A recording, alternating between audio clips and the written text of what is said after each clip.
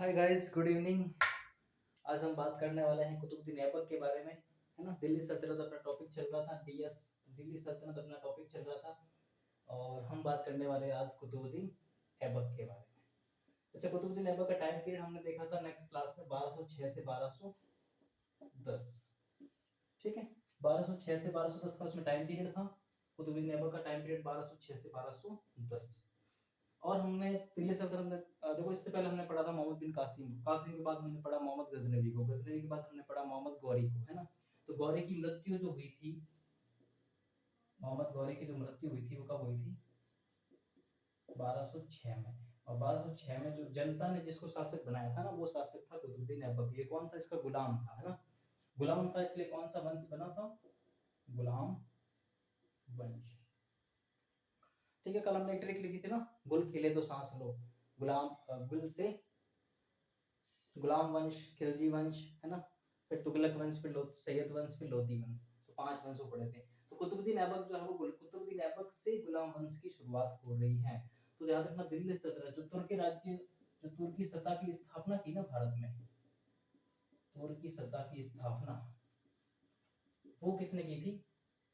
कुतुबुद्दीन ऐबक ने, है ना। इससे पहले भी तुर्क आए थे, है ना, जैसे मोहम्मद गजनवी आया, मोहम्मद गौरी आया, लेकिन वो क्या कर रहे थे? सिर्फ लूटते रहे थे और जा रहे थे, लूट रहे थे, जा रहे थे। तो जो दिल्ली सल्तनत की स्थापना होती है, जो तुर्की सत्ता की स्थापना होती है ना, जो डीएस की स्थापना होती है, जो तुर्की सत्ता की स्थापना होती है, वो स्थापना कौन करता है? कुतुबुद्दीन ऐबक। और ये कौन था? जो गौरी है इसका गुलाम था। ठीक है, हमने कहा था इसको मामलूक क्यों कहते हैं? कि मामलूक वो होता है जो स्वतंत्र माता पिता से उत्पन्न संतानें होती है ना। और दूसरी परिभाषा ये भी दे सकते हैं कि ऐसा दास जिसको सिर्फ सैनिक कार्यों में लगाया गया हो। ठीक है, तो ऐसा दास जिसको सिर्फ सैनिक कार्यों में लगाया गया हो उसको कहेंगे मामलुक। तो हमने पढ़ा था ना, गुलाम वंश क्यों कहते हैं, मामलुक वंश क्यों कहते हैं, इलवरी वंश क्यों कहते हैं? क्योंकि जो कुतुबुद्दीन ऐबक है, इसके बाद में जितने भी शासक आएंगे ना गुलाम वंश में, वो सारे इलबरी जाति के थे, इसलिए इसको बोलते हैं इलबरी वंश। तो गुलाम वंश में 3 नाम हमने देखे थे। ठीक है, फिर गुलाम वंश के अंदर भी 2-3 नाम और आते हैं। जैसे देखो, एक आता है कुतुबी वंश, कुतुबी वंश। ठीक है, एक आता है शमशी वंश, शमशी वंश। एक वंश कौन सा आता है? कुतुबी, शमशी, और एक याद रखना बलबनी। कुतुबी वंश कौन लेके आ रहा है? कुतुबुद्दीन ऐबक। शमशी वंश कौन लेके आता है? नाम याद रखना, इल्तुतमिश का।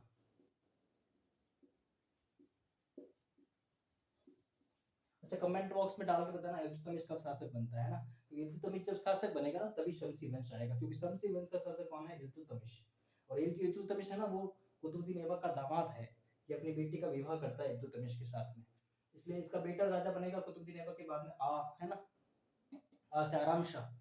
तो का आई जो ट्रिक थी ना अपनी कल, का आई रुक रजिया, है ना, का आई रुक रजिया, बहरी मासूम महबूब बीबी के। तो कल जो ट्रिक थी, तो उसके अंदर कुतुबुद्दीन ऐबक का जो बेटा था आराम शाह, वो शासक बनता है, तो इल्तुतमिश उसको हटा के खुद शासक बन जाता है 1210 में। ठीक है, फिर 1210 से 1236 तक रहता है। तो याद रखना, शमसी वंश इल्तुतमिश लेके आता है। कब लेके आता है? कमेंट बॉक्स में डाल देना। और बलबनी वंश कौन लेके आएगा, कब लेके आएगा, वो कमेंट में डाल देना। ठीक है, तो अब देख लेते हैं इसके उपनाम कौन कौन से हैं। सर, इसके उपनाम कौन कौन से हैं? उपनाम में याद रखना, ऐबक ये है ना, ऐबक, ऐबक का अर्थ होता है चंद्रमा का स्वामी, चंद्रमा का स्वामी। ठीक है, ऐबक का अर्थ क्या होता है? चंद्रमा का स्वामी, है ना। ऐबक का अर्थ क्या होता है? चंद्रमा का स्वामी। और उपनाम में याद रखना, राम पील बख्श, पील बख्श। एक याद रखना, लाख बख्श। पील बख्श क्या होता है? पील का मतलब क्या होता है? पील का मतलब, पील का मतलब क्या होता है? पील का मतलब होता है हाथी, है ना। तो हाथियों का दान देने वाला, याद रखना, हाथी का दान देने वाला। तो हाथियों का दान देने वाला के लिए पील बख्श, और लाख बख्श, लाखों में दान देने वाला, उसको बोलते हैं लाख बख्श, है ना। तो हमने कल बात की थी ना कि हम इसकी दानशीलता के बारे में बात करेंगे कल, कुतुबुद्दीन ऐबक की दानशीलता के बारे में। तो दानशीलता के बारे में याद रखना दोनों नाम, है ना। ये दोनों नाम जो है वो दानशीलता के लिए है। क्या क्या नाम है? पील बख्श और लाख बख्श। पील बख्श होता है हाथियों का दान, लाख बख्श होता है लाखों में दान। तो इसका एक स्टेटमेंट लिखवाया था मैंने कल दानशीलता के बारे में, कि शेर और जो बकरी है वो एक ही घाट से पानी पीते हैं। मतलब इसका जो प्रशासन था ना, वो बड़ा शानदार था, कि शेर और बकरी दोनों एक ही घाट से पानी पीते हैं, स्टेटमेंट याद रखना। ठीक है। और इसके उपनाम में देख सकते हैं कुरान खां, है ना, एक नाम याद रखना कुरान खां। कुरान खां का मतलब होता है ये कुरान जो है ना वो बहुत सुरीली आवाज में पढ़ता था, कुरान को बहुत सुरीली आवाज में पढ़ता था, इसलिए इसका नाम आता है कुरान खां। ठीक है। एक याद रखना नाम हातिम सेकंड, हातिम सेकंड। अच्छा हातिम सेकंड क्यों कहते हैं इसको, हातिम सेकंड किसने कहा था, याद रखना सिराज ने, है ना। पूरा नाम इसका है मिनहाज उस सिराज, मिनहाज उस सिराज। अच्छा सिराज की एक फेमस किताब है, कौन सी है कमेंट बॉक्स में डाल देना तुम। सिराज की एक फेमस किताब आती है ना, जब एक दो तरफ पढ़ेंगे ना तो इस किताब का पूरा जिक्र करेंगे। ठीक है। तो याद रखना सिराज की जो किताब है उसका नाम कमेंट बॉक्स में डाल देना कि सिराज की फेमस किताब कौन सी है। तो ये सारे उपनाम इसके ध्यान रखना तुम। ठीक है। लाख बख्श, पीर बख्श, चंद्रमा का स्वामी, कुरान खां, हातिम सेकंड, तुर्की सत्ता की स्थापना, कुतुबी वंश, शमसी वंश, बलबनी वंश, है ना। शमसी वंश इल्तुतमिश लेके आता है, बलबनी वंश कौन लेके आता है, ये नाम से ही पता चल रहा है तुमको, बलबन। ठीक है। अच्छा तीनों वंश कब आते हैं उसका डेट लिख के कमेंट बॉक्स में डाल देना, कुतुबी वंश कब आता है, शमसी वंश कब आ रहा है, बलबनी कब आ रहा है। ठीक है। तो ये इसका उपनाम है, 1206 में शासक बनता है। कहाँ से, इसकी राजधानी कहाँ रहती है, राजधानी याद रखना लाहौर, है ना, लाहौर इसकी राजधानी,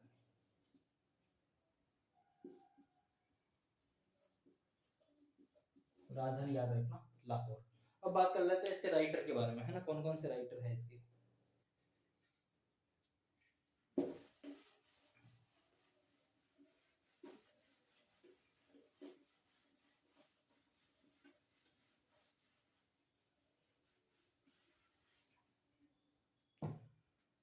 राइटर में नाम याद रखना हसन निजामी का, हसन निजामी। तो इसके फेमस बुक का नाम याद है किसी को, अगर नाम याद हो तो कमेंट बॉक्स में डाल देना, वैसे मैं बता देता हूँ तुमको, ताज उल मासीर,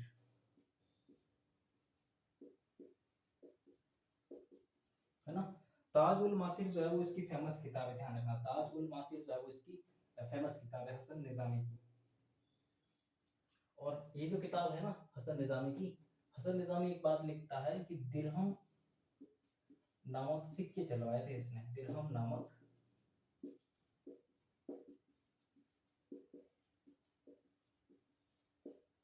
सिक्के चलवाए, ठीक है। दिरहम नामक सिक्के चलवाए, कौन कहता है, हसन निजामी। लेकिन याद रखना हमको ना तो कोई सिक्का मिला है, कोई सिक्का नहीं मिला इसका, है ना, इसका कोई सिक्का नहीं मिलता है, सिक्का नहीं मिलता है। तो कुतुबुद्दीन ऐबक के बारे में कहा जाता है कि इसने ना तो कोई सिक्का चलवाया ना कोई खुतबा पढ़वाया, है ना, ना तो सिक्का चलवाया ना कोई खुतबा पढ़वाया। अच्छा सिक्का तो समझ में आ गया सर कि सिक्का तो कॉइन होता है, कॉइन मिला नहीं, ठीक है नहीं मिला, लेकिन हसन निजामी जो राइटर है ना वो कहता है कि दिरहम नामक सिक्का मिला था, दिरहम नामक सिक्का था, लेकिन मिला कुछ नहीं है ना, मिला कुछ नहीं है। तो याद रखना सिक्का नहीं मिलता है तो खुतबा, खुतबा क्या होता है इसमें, खुतबा किसी को पता हो तो कमेंट बॉक्स में डाल देना, खुतबा क्या होता है ना।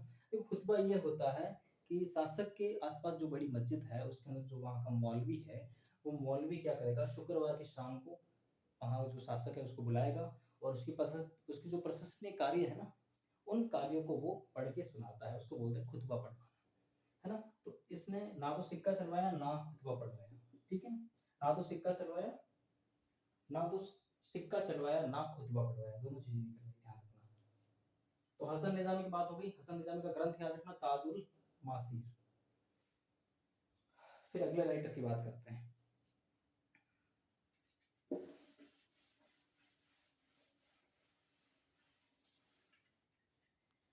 अगले राइटर का नाम याद रखना फक्र ए मुत्तबीर।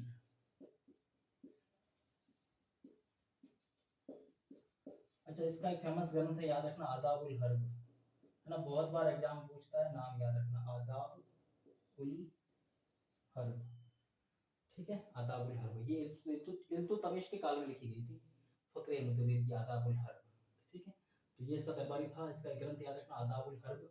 एक इसका और ग्रंथ है वो भी नाम याद रखना,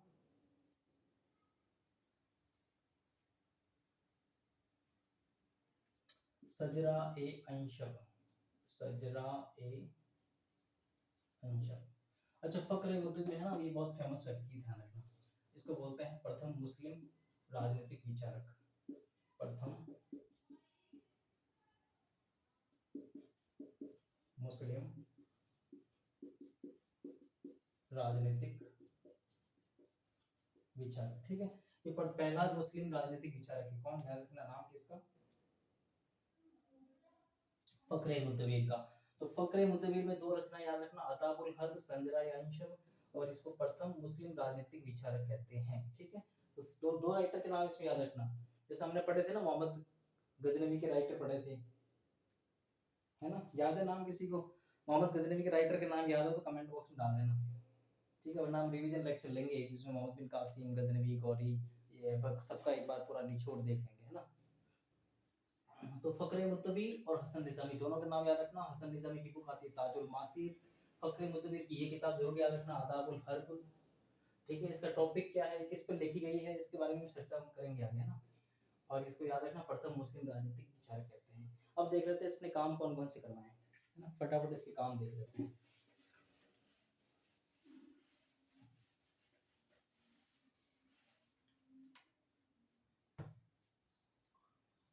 तो सबसे पहले राजस्थान से शुरुआत करते हैं, है ना, 2.5 दिन का झोपड़ा,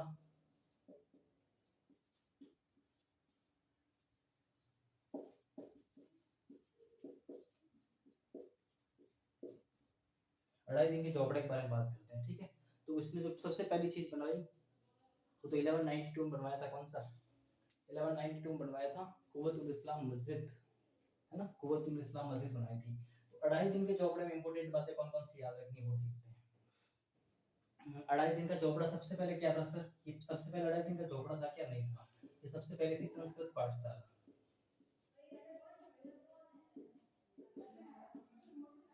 ठीक है। सबसे पहले ये क्या थी, संस्कृत पाठशाला। अब संस्कृत पाठशाला थी तो सर बनवाई किसने, इसको किसी ने किसने बनवाई होगी ना, तो याद रखना चौहान शासक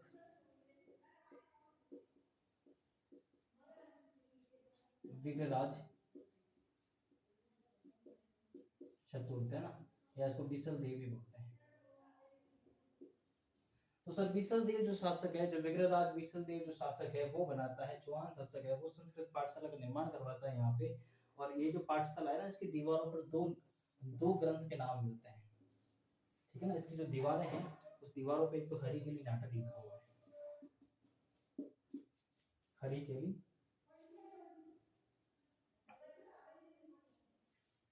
तो याद रखना इसकी दीवारों पर एक तो हरिकेली नाटक लिखा हुआ है, और क्या लिखा हुआ है सर, और एक राइटर का नाम आता है ललित विग्रहराज, है ना। ललित विग्रहराज के एक ग्रंथ की पंक्तियां यहाँ पे लिखी हुई है, कौन सा ग्रंथ है, किसी को याद है नाम ललित विग्रहराज का,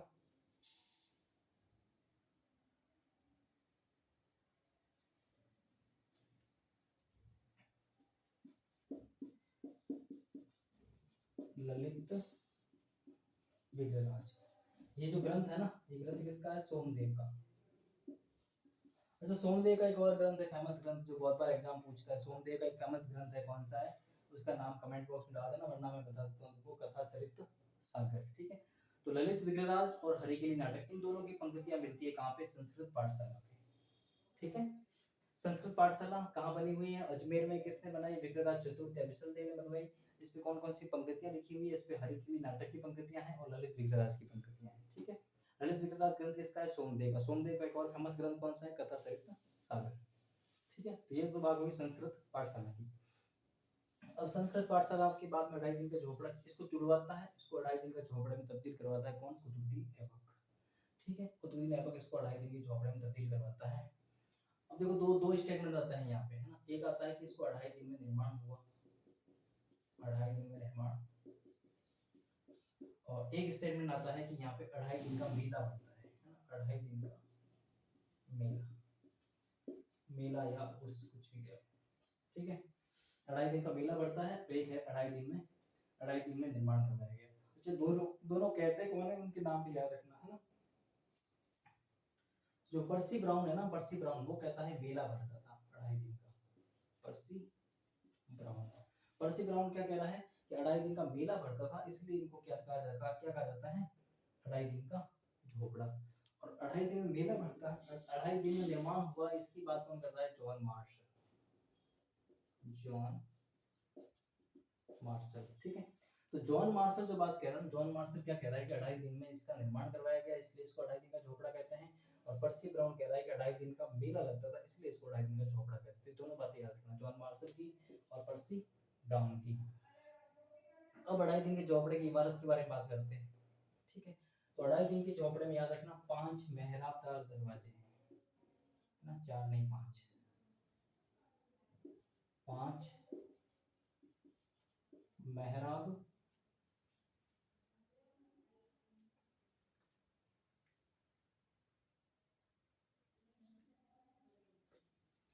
याद रखना 5 मेहराबदार दरवाजे हैं, ठीक है। 5 मेहराबदार दरवाजे, तो 5 यहाँ पे मेहराबदार दरवाजे हैं, इसलिए इसको क्या कहते हैं, 5 मेहराबदार दरवाजे हैं, ये याद रखना। और जो बीच का दरवाजा है ना वो सबसे बड़ा है, जो बीच का दरवाजा है वो सबसे बड़ा है। जो बीच का दरवाजा है ना वो इसका, ये जो 5 है, 5 में सबसे बड़ा ये बीच वाला दरवाजा है, वो याद रखना सबसे बड़ा है, ठीक है। और क्या याद रखना है सर इसमें, इसका विस्तार जो करवाया था ना 2.5 दिन के झोपड़े का विस्तार, विस्तार याद रखना इल्तुतमिश।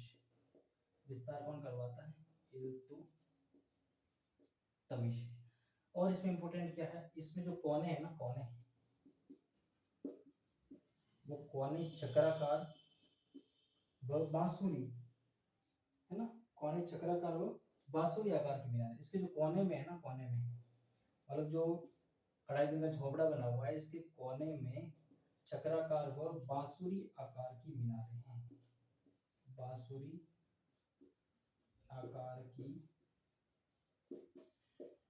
मीनारें हैं, ठीक है। कोने में चक्राकार व बांसुरी आकार की मीनारें हैं। तो याद रखना 2.5 दिन का झोपड़ा, तो सबसे पहले क्या थी, संस्कृत पाठशाला कौन बनवाता है, विग्रहराज चतुर्थ है ना। इस पे नाटक कौन सा लिखा हुआ है, इसी का नाटक लिखा हुआ है, हरिकेली नाटक। और किसकी पंक्तियां सर, ललित विग्रहराज की पंक्तियां। ललित विग्रहराज किसका ग्रंथ है, सोमदेव का ग्रंथ है। सोमदेव का एक और ग्रंथ बताया मैंने तुमको, कथा सरित सागर, ठीक है। इसमें यहाँ 2.5 दिन का निर्माण, 2.5 दिन में निर्माण हुआ, कौन कहता है, जॉन मार्शल। 2.5 दिन का मेला लगता है, कौन कहता है, पर्सी ब्राउन। दरवाजे कितने हैं सर, 5 मेहराबदार दरवाजे हैं। कोने में क्या है, चक्राकार और बांसुरी आकार की मीनारें हैं। तो ये सारी बातें याद रखना 2.5 दिन के झोपड़े में। अब देख लेते हैं इसके कुतुब मीनार और कुव्वतुल इस्लाम मस्जिद,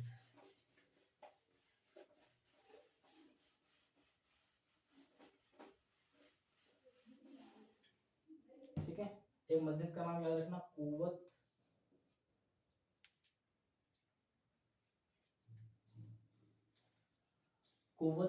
उल इस्लाम,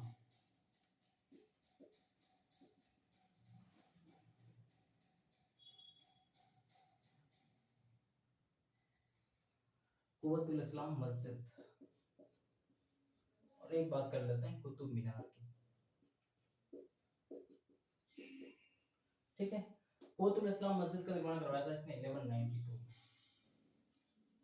ठीक है, 1192 में। अच्छा, ये जो मस्जिद का निर्माण करवाया ना, हमने देखा था 1192 में कौन सा बैटल हुआ था, तुम बताना कमेंट बॉक्स में डाल के 1192 में कौन सा बैटल हुआ था।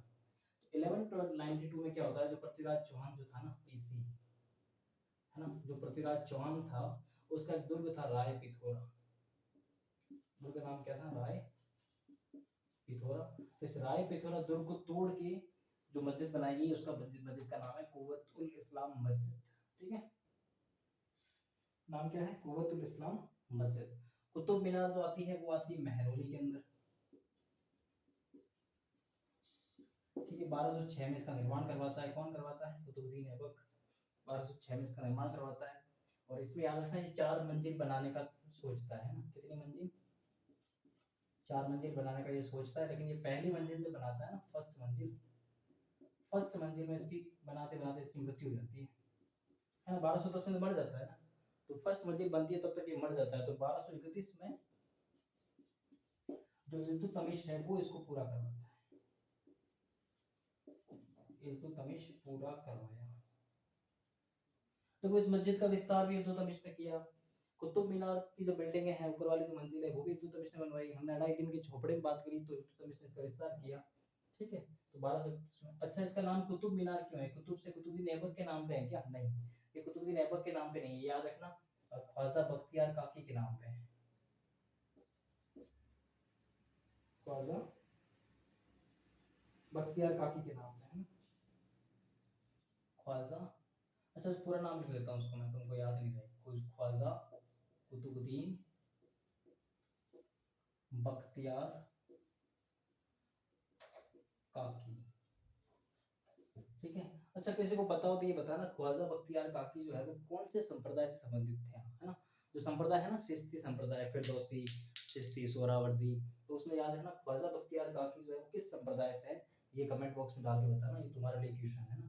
ख्वाजा बख्तियार काकी जो है वो कौन से संप्रदाय का है, ठीक है। तो ख्वाजा बख्तियार काकी जो है वो इसका सन, इसके गुरु थे, इसलिए कुतुब मीनार नाम रखा इसने, है ना।